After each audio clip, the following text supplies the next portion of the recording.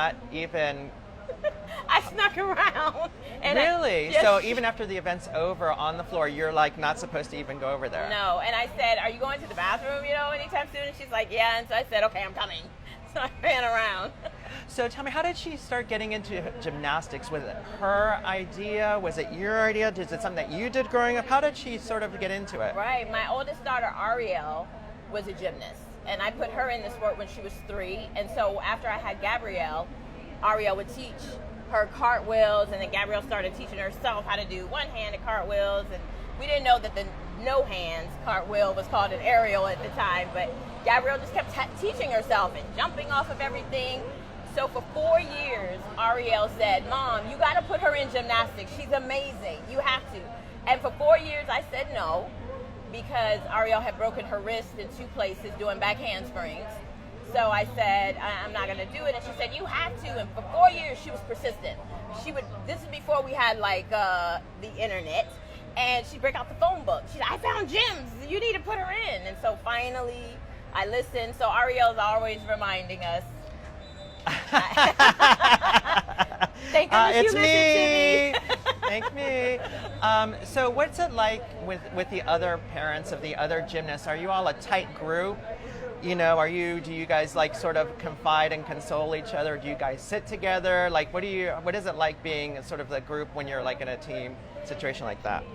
In the levels before you get to elite, you have more of that because you're training in the same place with these. Your kids are training together. When you get to the elite space, for the most part, they all train in different states. So you don't get to interact a lot with the parents. And when you go to a competition, your tickets are all in different places. So there's not a lot of time to interact. But Lynn Raisman, Allie Raisman's mom, and I, really got to know each other a lot after London. And so that was amazing. The other parents weren't with us back then. Their kids were smaller. So we didn't get a chance to really know those parents. But, you do form some friendship and some bonds. Yeah. We're getting questions from Facebook. They're very interested in to find out how Gabby holds her head up. What advice do you give her when she faces all the criticism? What do you tell her to do? I tell her, you have to focus on your job. What are your goals? What expectations have you set for yourself?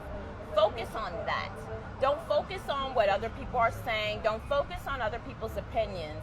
Focus on that. But then I tell her that, and then I'll see some of the comments, and I'm like, how dare you? You don't even know what she's going through. You don't even know what we're going through.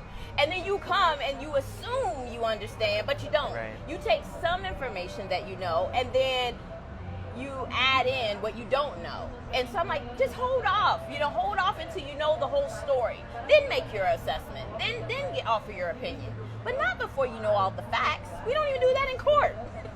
We've seen a lot of, in the coverage, the girls seem to be very supportive of each other. Yeah. Are they friends away? Do they tend to hang out? How close are they as a Well, team? they can't hang out because, again, Gabrielle trains in Ohio. Simone trains in Texas. Allie trains in Massachusetts. Madison also trains in Texas. And did I leave anybody out? You're like, no, I think I think that's it. I think that's it. And so, and Lauren Hernandez, Lauren she's in Hernandez, New right, Jersey. right. So, literally, they don't get a chance to hang out or do anything except for when they go down to the ranch every month for 5 days, and then they get to interact as a team. So that's nice. I like that they get to do that. So are they supportive of each other, or are they not? And I'm trying to figure out a nice way to say it. Right. Do they sort of compete against each other in a friendly way, or to just make each other do better? Or Right. Gymnastics is really an interesting sport because you have the team component, but then you also have the individual component. And so it makes for an interesting friendship, I think, because on the one hand, you're competing together as a team, but on the other hand, it's like, I need to win this for me. And so I just told Gabrielle, listen, just focus on your goals. What do you want to accomplish? What do you want to achieve? And I'm sure that the other moms are probably telling their daughters the same thing. And I would say they're all, from where I sit, it seems that they're very supportive of one another. I'm not there, so I don't know firsthand because I'm not, in the trainings and at the camps with them. But from what I see, they support each other. And like I got a text message from Allie last night, and just offering some beautiful words of encouragement and letting me know that they were and that she herself personally was rallying around Gabrielle and wanting to help lift her spirits. Is there any sort of different advice that you give Gabby as opposed to your other children? Well, Gabrielle's so tender-hearted, and she's like a sponge. Everything that you say to her, she just absorbs it. My other kids, like my son, he's a lot like me. He's very outgoing, and he's very extroverted. And for him, I'm just like, calm down, like I try to rein him back in. And with Ariel, she's also very, very assertive. And then Joyelle, she's my child who you could do anything, almost say anything to her, and it's just like not fazed, not worried by you.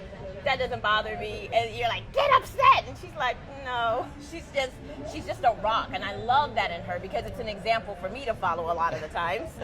And Gabrielle, I would say, of all my kids, when I say, you didn't clean your room, what's going on? And she just starts crying. She's so tender-hearted. And so for her, I always have to find a way to be gentle. My other kids, I can talk to them and they're like, okay, it's mom. Gabrielle's my child. Of all my kids, she's my child where I really have to just watch how I say it because she internalizes it so much. And it might come from the fact that she's the baby of the family. How were you prepared for, did you think that she would become an Olympic gymnast? I mean, and what's that like as a parent of an Olympic gymnast? How do you prepare yourself for that? When you put your child in a sport and they really demonstrate a talent, you want to hope that they can go all the way with it. And if it means the Olympics, if it means the NBA, if it means the NFL, if it means the Major League Baseball, you want to hope that they can take it all the way. So when I put her in gymnastics, I remember the Mag 7, 1996, and I'm cheering, and it's in Atlanta, and it's in USA, and I'm like, this is awesome. I'm going to put my kids in. Well, I put Ariel in before that time, but I literally thought it would be so awesome if she could go all the way and become an Olympian, because I just remember Dominique Dawes, and I was just in awe of everything those girls on that team did. So when Gabrielle started, really getting into the sport, people would say all the time, "You're the next Dominique Dawes. Do you want to be like Dominique Dawes?" She'd be like, "Yes." And I don't think she really knew because she was born in '95, and then of course it was the '96 Olympics. So what was she, all of barely 1 year old? But I just remember her saying to me one day, "I want to do that." In 2004, she said, "I want to do that," because she saw Carly Patterson doing a skill called the Giants, and she said, "Mom, I want to do that too." So did you just do it, or how did you decide to actually do it?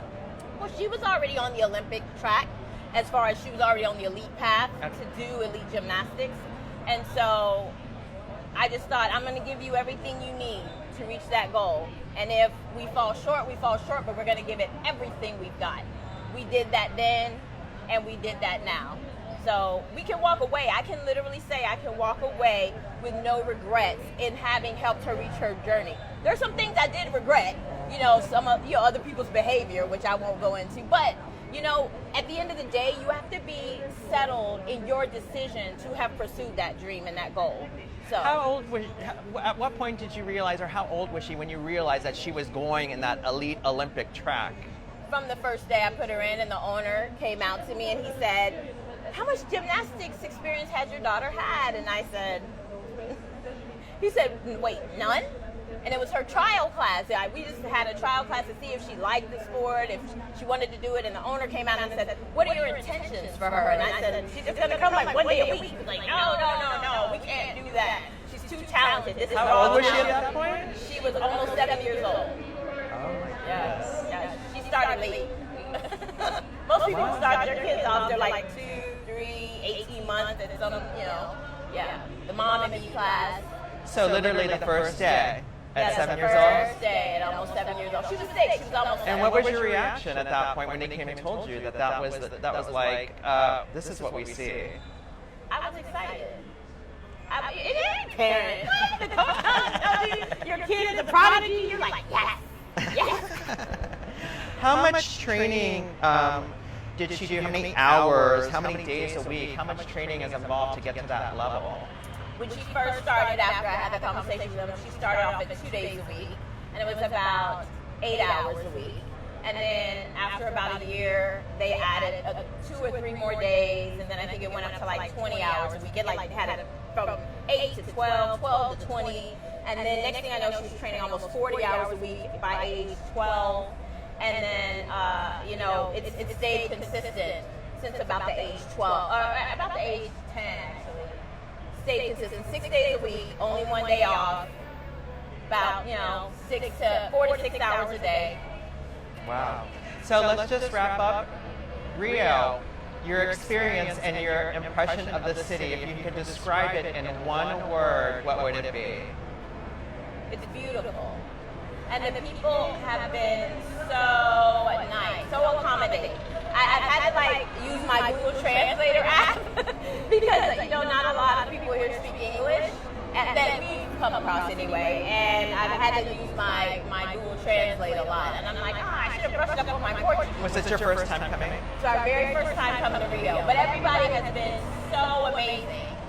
Yeah. Great. Well, thank you so much for joining us. All right. Talk to you soon.